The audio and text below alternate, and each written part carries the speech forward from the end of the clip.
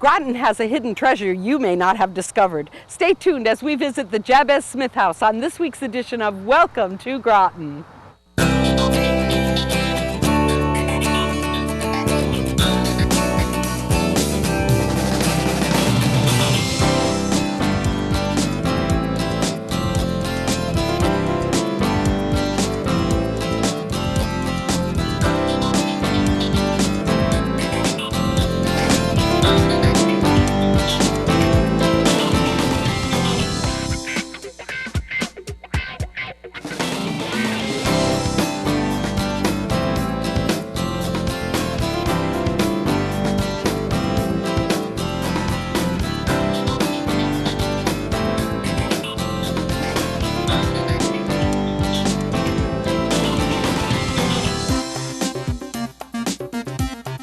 Welcome to Groton. I'm your host, Carol Pratt, and with me today is the curator of the Jabez Smith House, Michael Fitzgerald.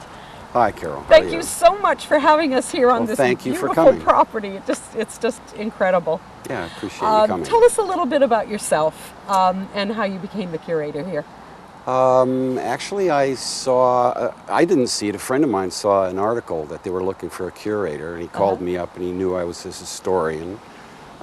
So he said, did you see this? And I said, no. So I called, and they had actually closed the interviews the day before. So I got on my knees and I begged, and they interviewed me a day or two later and chose me. So I was very, very happy with that. Now, what's your background? My background actually is film, producer for about 25 years, and a lot of history. I'm a reenactor for 22 years. Oh, wow. Both in the French and Indian War and the Revolutionary War. I've spent 25 years doing my genealogy, so I know pretty much about what's happened in New England. Was there something special that drew you to this house in particular? No. Okay.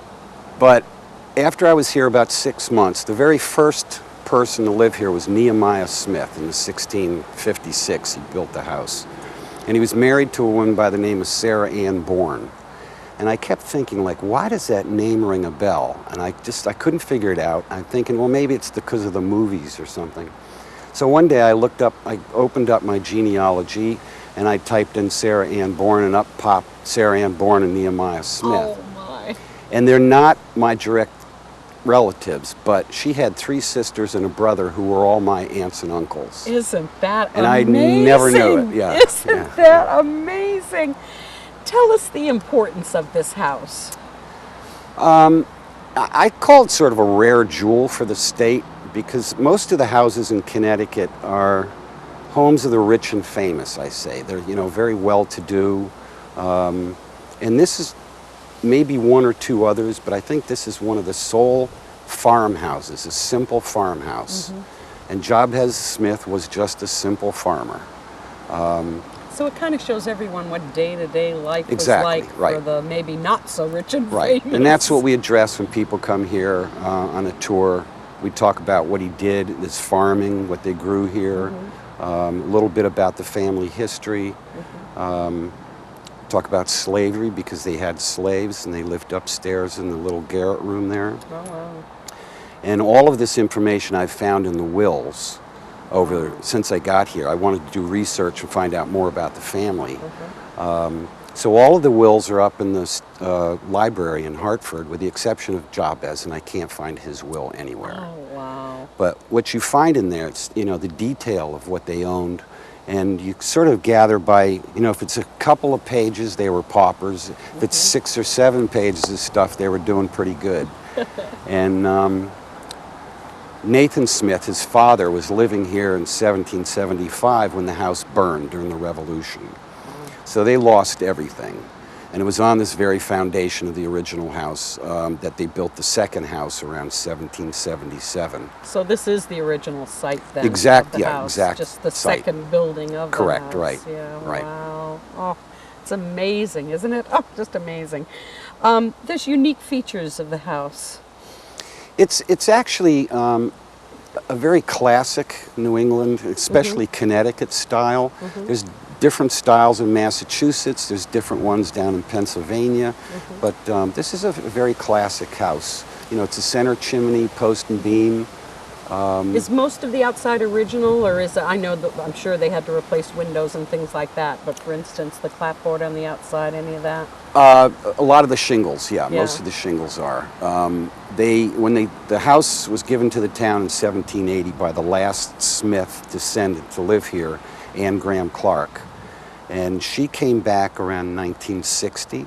What happened in between all that time? Well, that was a puzzle that I had to sort of figure out. I knew Jabez's daughter, Wadey, had moved into Pequannock Bridge with her husband, Dennison Smith, and they opened up a mercantile store there, and he dealt in flax and linen, and they were wealthy. And then it's just sort of this big empty period of history that I couldn't put together. And then Anne Graham Clark came back around 1960, and she was a buyer for Saks Fifth Avenue. Oh. And her husband was a lawyer, and they lived in New York, and they came back and took the house over to spend weekends in here during the summer. And then one day I was working out in the garden, and an older gentleman came driving up and asked if he could walk around, and I said, of course, you know, anytime I'm here, the house is open. So he said, I used to live here, and I said, are you a Smith? And he said, no, I'm a Holloway. And I said, what's a Holloway? And he said their family leased the home during the 40s and 50s, and maybe late 30s. And he talked about the damage that had been done by the 38 hurricane and all of the great white pines that were laying down along the road. Explained that there were fruit trees out here. This was all potato fields, and that he and his family used to collect bags of potatoes and sell them to the people driving down to Electric Boat for a nickel a bag. What a bonus that you let him. It was wonderful. Just that you were home. And he told me, you know, showed me where the three-hole outhouse was, three-holer, and where they dumped everything in the old cranberry bog down below in the woods. Wow. They had no running water, no electricity. And his mother and a family of 9, they cooked over the great hearth right through the 50s. So there was, you know, they used the outhouse. There was nothing. Now, do most curators live, because you live here, right? Yes, I do, on the second floor. Do you live here year-round? I do. You do? Yep. So this gives you a particular advantage, for instance, these people that come to visit, or, you know, do most curators do that? Do they live on It depends site? on the house and on the museum. Some do, some don't. Yeah, but it must give you more insight and opportunities for research. Yeah, especially at night when I meet them. Yes. Oh! When I first got here, you know, I have a bedroom upstairs and 2 windows beside the bed, and I know we're completely surrounded with woods, and over here is a senior living center, so it's fairly quiet.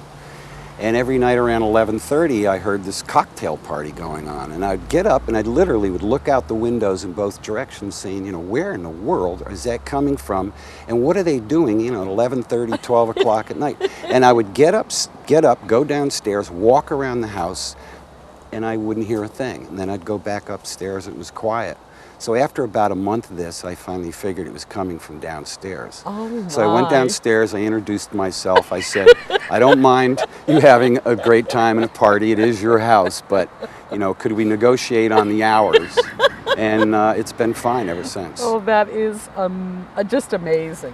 How much property is here? It's 2 acres today. 2 acres, yes, okay. Right. And you've done a lot on the outside. You're planting things, is that right? Yeah, I've put in bushes, flowers. I put in a medicinal garden, herbs for cooking, medicinal herbs. I grow tobacco. I grow cotton. I grow flax. I put in the 3 sisters. The what? The 3 sisters. Which are?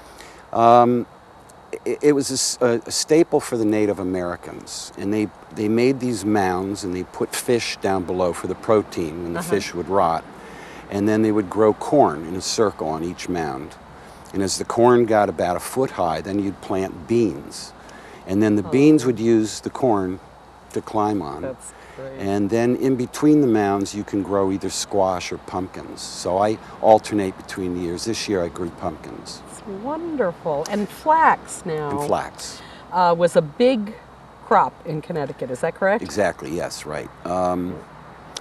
And Jabez's daughter, Wadey, and her husband, Dennison, with the store down there, that's what he dealt with flax. Wow. And when I looked at the wills, there was a tremendous amount of flax and tobacco left over in the will.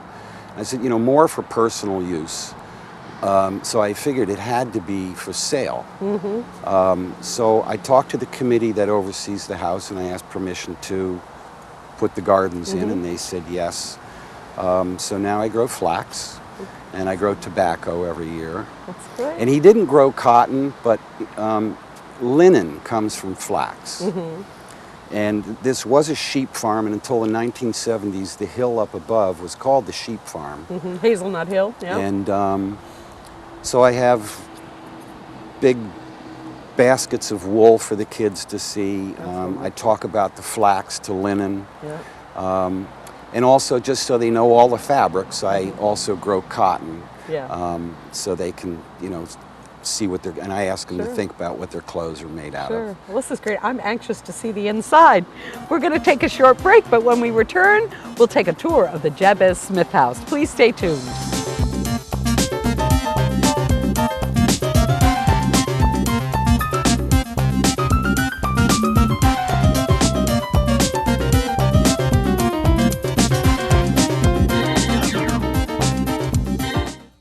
Take my hand and start a brand new day. And together as one we'll start to see some change. Underneath everything we are, underneath everything we do, we are all people, connected, interdependent, united. And when we reach out a hand to one, we can influence the condition of all. That's what it means to live united.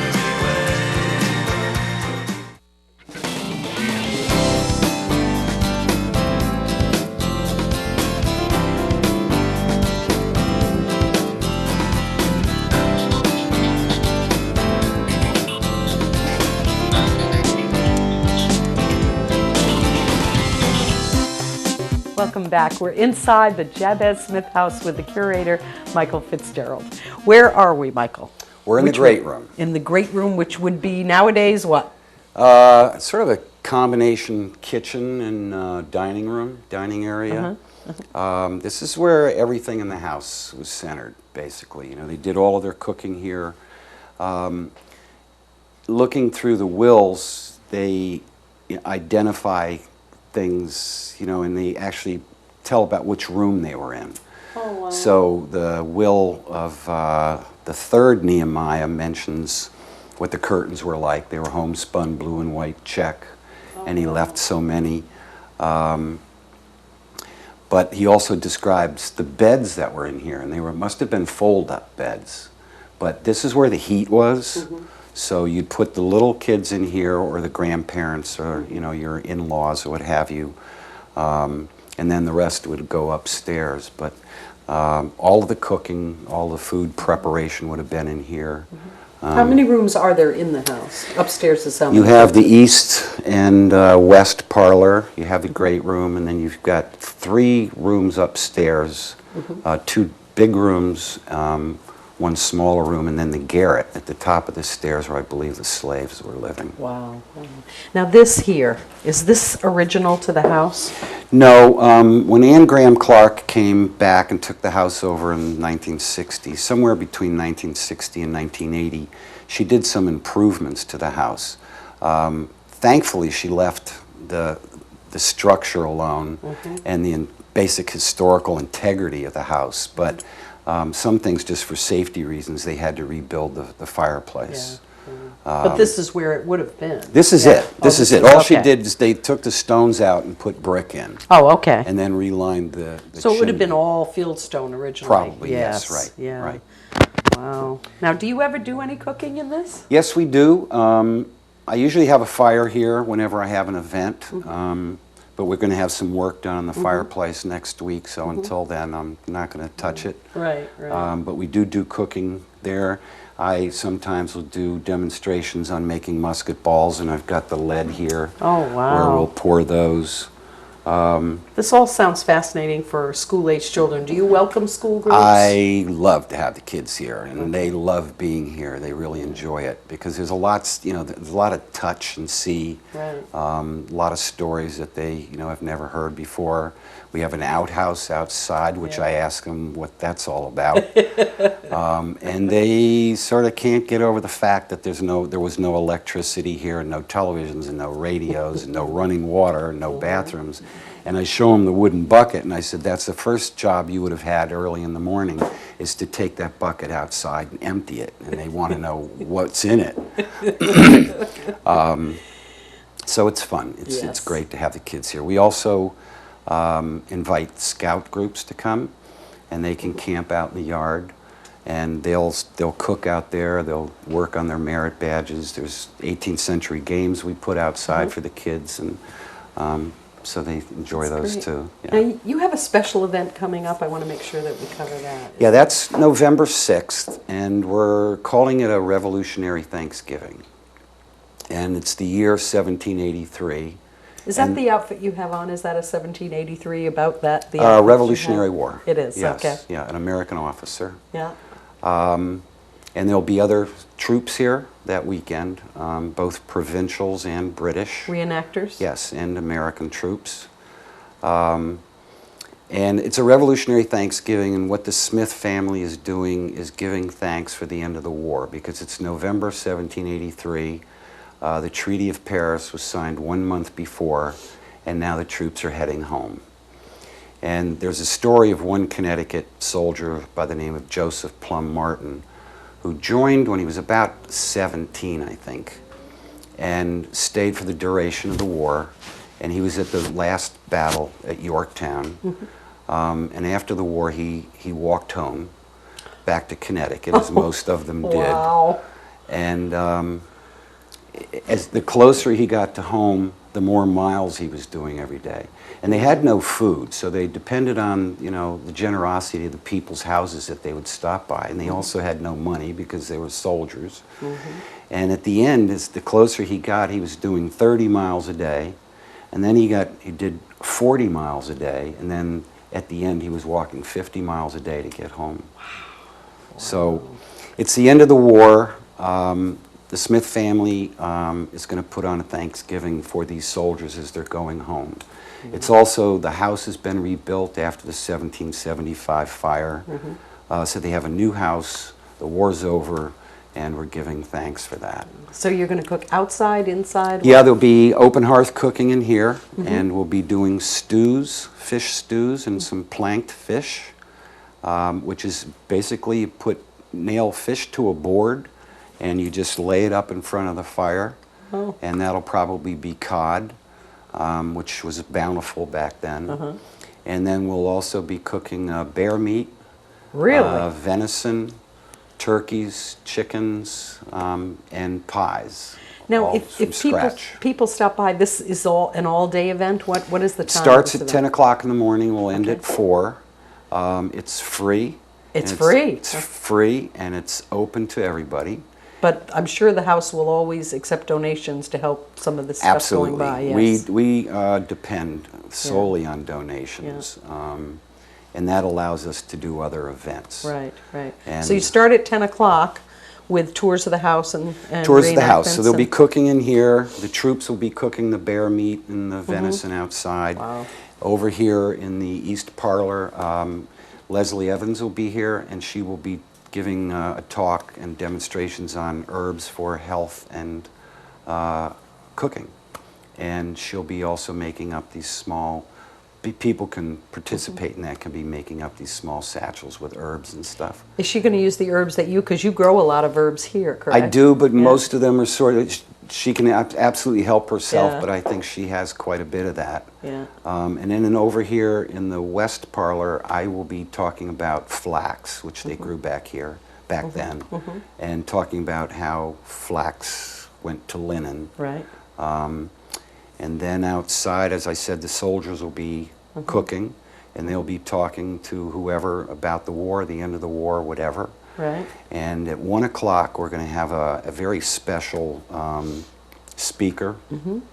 It's Dr. Bob Selig, and he's a historian that really focuses on the French and American efforts in 1781 and 1782 when 5,000 French troops walked across Connecticut, which I don't think very many people know. No. They left Newport in June 17th of 1781 and marched all the way to Yorktown, which was a little over 700 miles. Wow. And then in 1782, they marched back through Connecticut on their way to Boston and then sailed back to the Caribbean and said goodbye.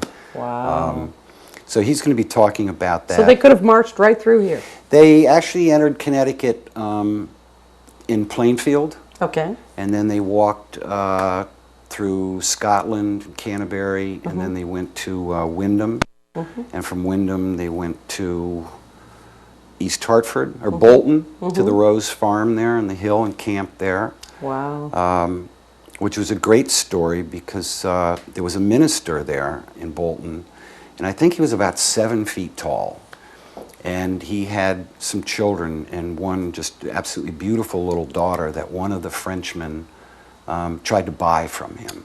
He wanted to Really? adopt her. Wow. And the French were loaded with silver coins, and he offered to buy the daughter. Oh my. Because he knew everybody was so poor, and he wanted to I adopt hope her. they didn't sell her. No, he didn't. He didn't.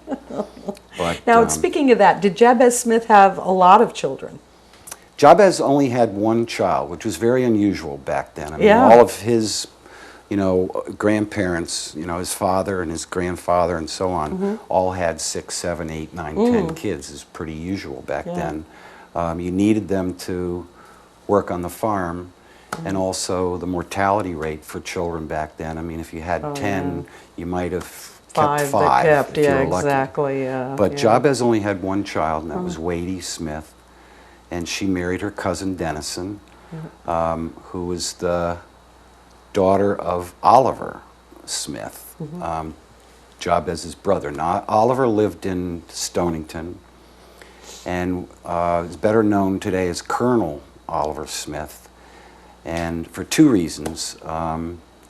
Oliver, in 1777, I believe it was, the British tried to invade Stonington.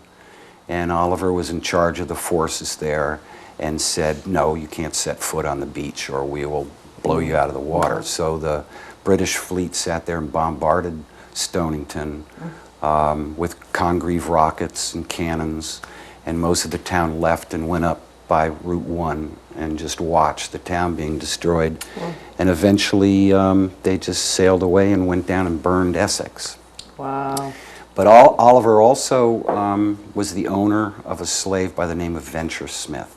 Oh, now that name. A very well-known name around here. And Venture was this incredible man of incredible strength, apparently.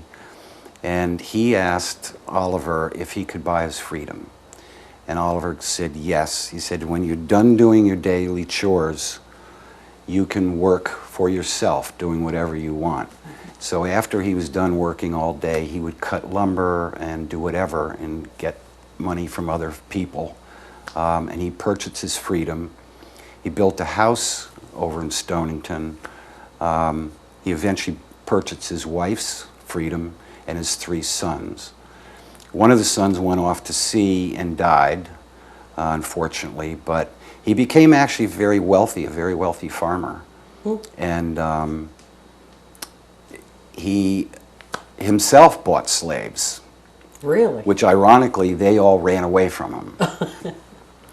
And he eventually sold that farm and moved to Haddam, I believe it was, where he passed away, and his grave is over there. Wow. We have such wonderful history in this area, I'll tell you. Yes, we do. Is there something in the house that's the oldest item you have? There's a chest over here to my right, which is an old blanket chest, and that dates back to the 1700s. Is that right? Yes, now, right. Was any of the furniture here that was left from the family, or was that all? No, I think, when, you asked what happened between Yeah. Wadey and then Anne Graham Clark coming back in the 60s, I think Right. the family had taken pieces here and pieces, there. or they left pieces because they didn't look at them as antiques back then, a lot of the stuff, and they probably just got used and abused and thrown away and whatever, or taken. Yeah.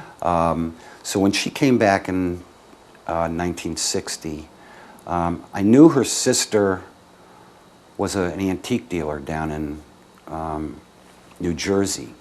And if I look at the wills, a lot of this furniture matches it exactly. They talk about a red round table. They talk about these chairs. So I think she and her sister actually went back and looked for these identical types of pieces. So they would have the same Yes, right. things. So this all belonged to Anne, and most of it's 19th century, but there's a few pieces from the 18th century too.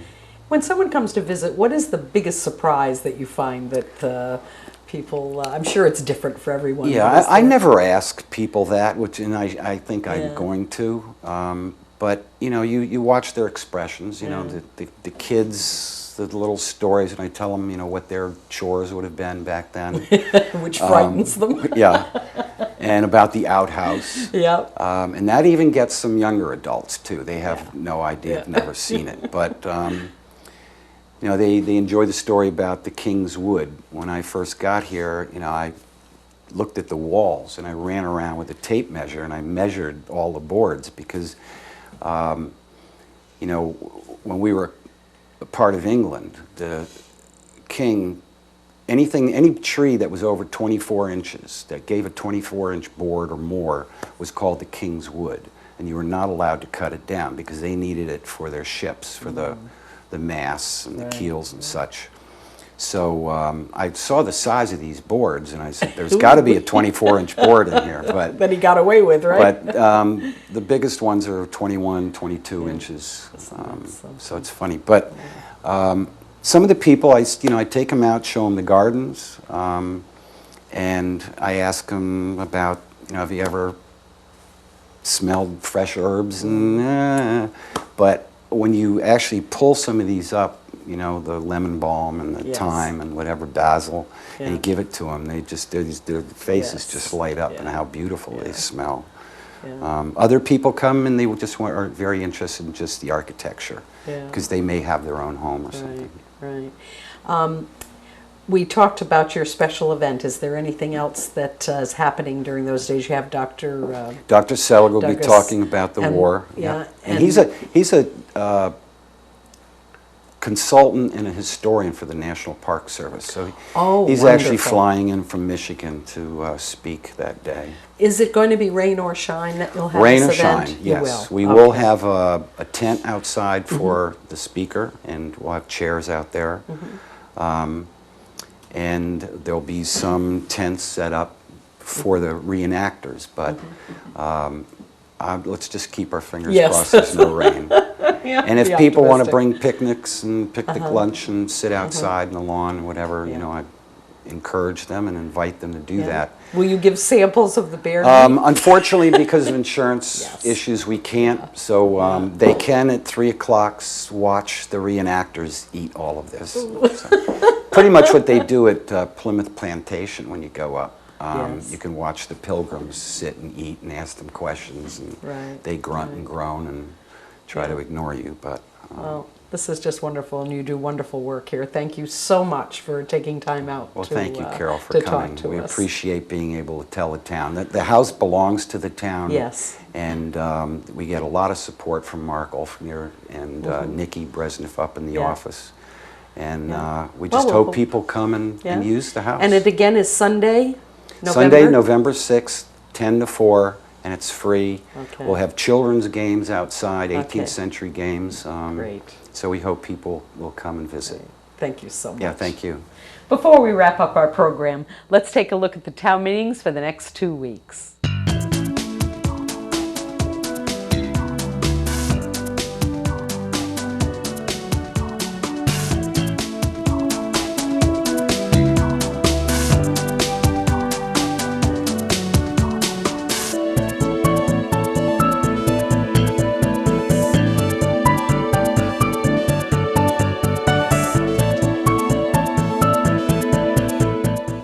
If If you'd like more information about the Jabez Smith House or the Sunday, November 6th Revolutionary Thanksgiving, call Michael at 445-6689. Thanks for watching. Hope you'll join us for the next edition of Welcome to Groton.